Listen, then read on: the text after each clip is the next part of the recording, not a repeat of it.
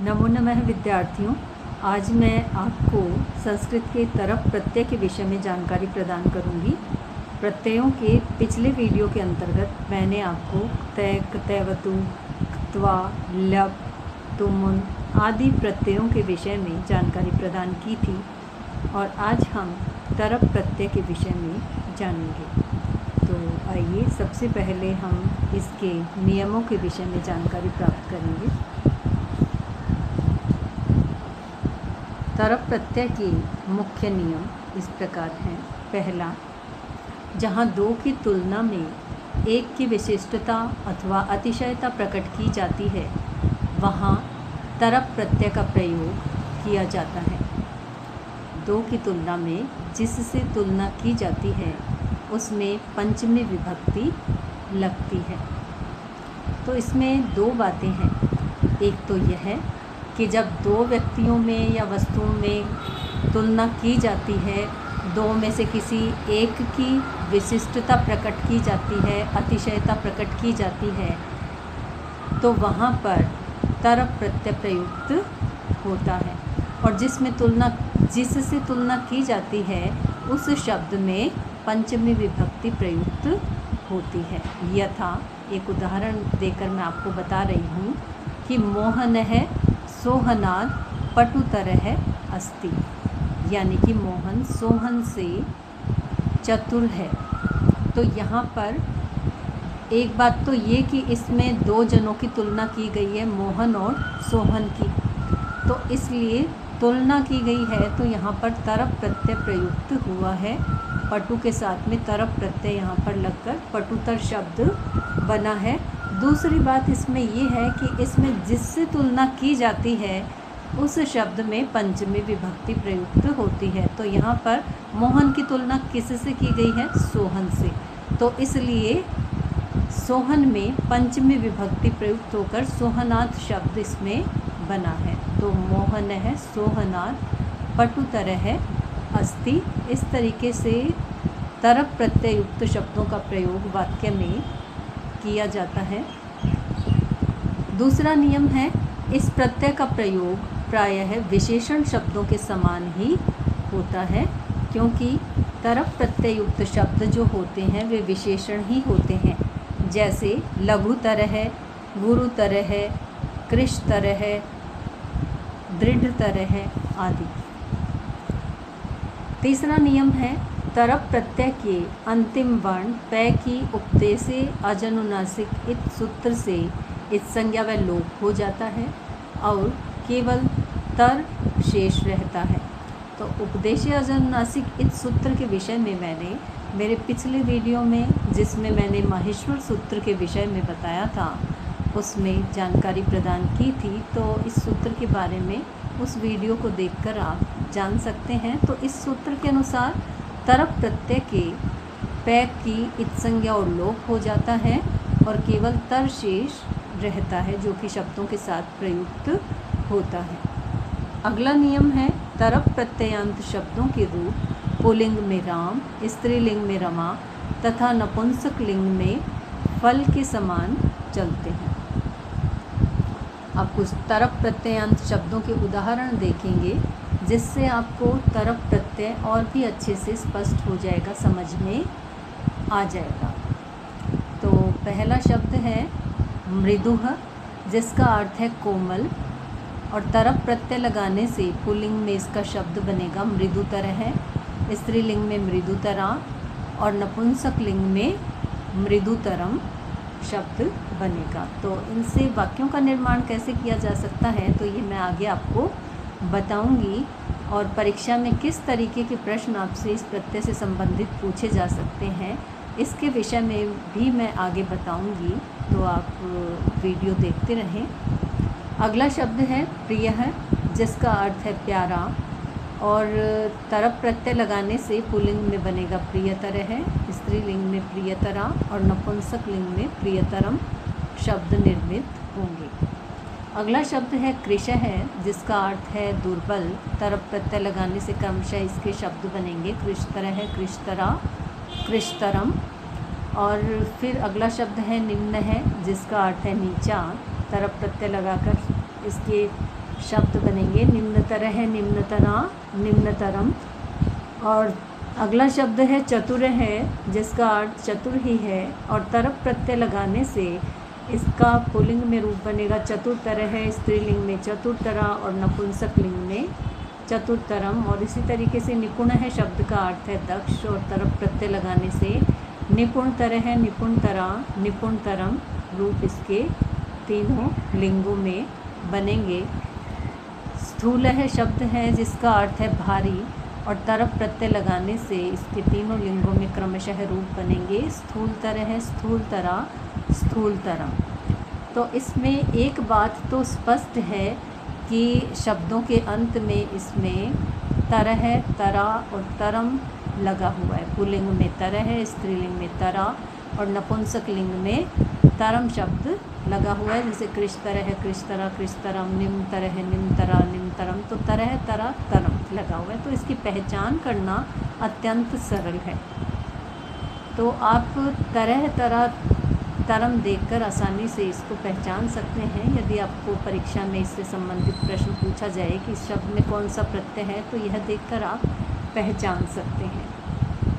तो अब इसको अच्छे से समझने के लिए मैं एक एक वाक्य स्त्रीलिंग, पुल्लिंग और नपुंसक लिंग का आपको बताऊंगी। जैसे पुल्लिंग का वाक्य इस तरीके से बन सकता है, राम है लक्ष्मणात् मृदुतरः अस्ति, यानी कि राम लक्ष्मण से अधिक मृदु है, कोमल है। तो यहाँ पर मृदु के साथ में तरफ प्रत्यय लगाने से पुल्लिंग में रूप बना मृदुतर है। जैसा कि मैंने बताया था कि तरफ प्रत्यय के रूप पुल्लिंग में राम की जैसे चलते हैं। तो राम का रूप चलता है राम है, रामो, रामः। प्रथमा विभक्ति में इस तरीके से रूप चलता है। तो प्रथमा विभक्ति का एक वचन का रूप बनेगा राम है। तो उसी तरह से मृदु में तरफ प्रत्यय लगाने से रूप बनेगा राम की जैसे ही मृदुतर है। और इसमें दूसरी बात मैंने आपको बताई थी कि जिससे तुलना की जाती है उसमें पंचमी विभक्ति प्रयुक्त होती है। तो यहाँ पर राम की तुलना किससे की गई है? लक्ष्मण से। तो इसलिए लक्ष्मण में यहाँ पर पंचमी विभक्ति प्रयुक्त हुई है लक्ष्मणात्। राम है लक्ष्मणात् मृदुतरः अस्ति। फिर अगला वाक्य इसका स्त्रीलिंग में इस तरीके से बन सकता है, सीता गीतायाः मृदुतरा अस्ति, यानी कि सीता गीता से अधिक मृदु है। तो यहाँ पर मृदु के साथ में तरफ प्रत्यय लगाने से स्त्रीलिंग में मृदुतरा रूप बनेगा, क्योंकि मैंने आपको बताया था नियमों में कि स्त्रीलिंग में इसके रूप रमा की जैसे चलेंगे। तो रमा के रूप इस तरीके से चलते हैं, रमा, रमे, रमः। तो रमा का प्रथमा विभक्ति में एक वचन में रूप बनता है रमा।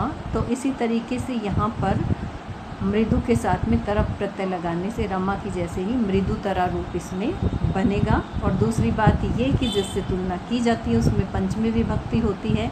तो यहाँ पर सीता की तुलना गीता से की गई है, तो इसमें गीता में पंचमी विभक्ति प्रयुक्त हुई है, गीतायाः। तो वाक्य बन गया सीता गीतायाः मृदुतरा अस्ति। फिर अगला वाक्य नपुंसक लिंग का है, जो इस तरीके से बन सकता है, आम्रफलम जम्बूफलात् मृदुतरम अस्ति, यानी कि आम का फल जामुन के फल से अधिक मृदु है। तो जैसा कि मैंने बताया था नियमों में कि जो नपुंसक लिंग के शब्द हैं उनके रूप फल की जैसे चलते हैं। तो फल का रूप चलता है फलम, फले, फलाने, इस तरीके से चलता है। तो इसमें प्रथमा विभक्ति के एक वचन में फलम शब्द बनता है। तो ऐसे ही मृदु शब्द में तरफ प्रत्यय लगाने से मृदुतरम रूप इसका बनेगा।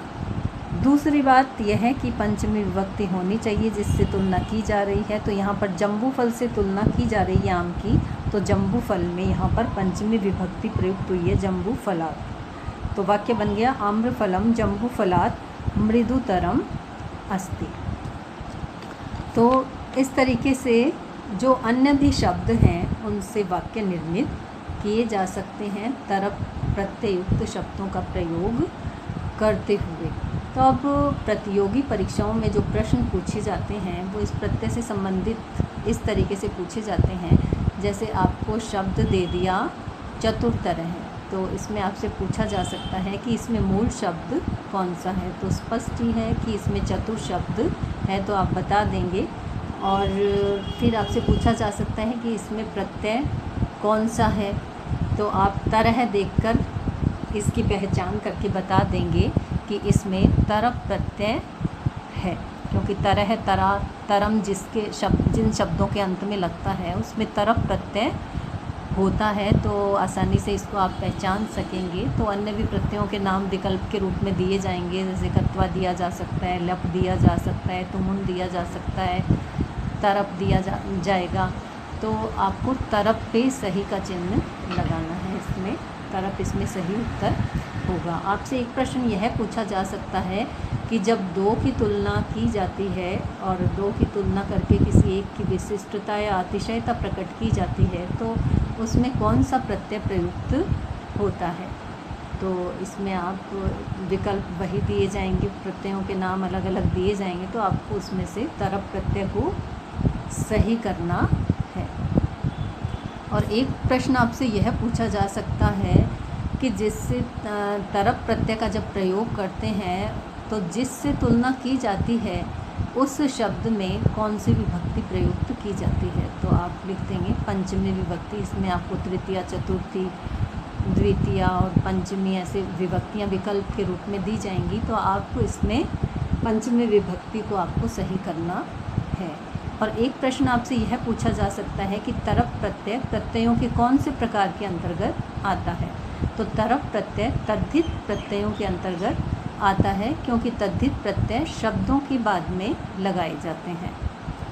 और ये सारे शब्द हैं मृदु, प्रिय है, कृशय, निम्नय, चतुरय, निपुणय, स्थूल है, तो इनके बाद में तरप प्रत्यय लगा हुआ है, तो यह तद्धित प्रत्यय है। और जो कृत प्रत्यय होते हैं वे धातुओं के बाद में लगाए जाते हैं, तो इसलिए इसकी पहचान यह है कि तरप प्रत्यय शब्दों के बाद में लगता है और इसे तद्धित प्रत्यय के प्रकार के अंतर्गत रखा जाता है। तो यह प्रश्न जब आए आपके, तो आप इसमें तद्धित प्रत्यय इसमें सही करेंगे। तो ये प्रश्न आपसे परीक्षा में पूछे जा सकते हैं। और आज के लिए इतना ही। आपको समझ में आ गया होगा तरप प्रत्यय। अगले वीडियो में किसी अन्य महत्वपूर्ण विषय के संदर्भ में आपको जानकारी प्रदान करूँगी। धन्यवाद।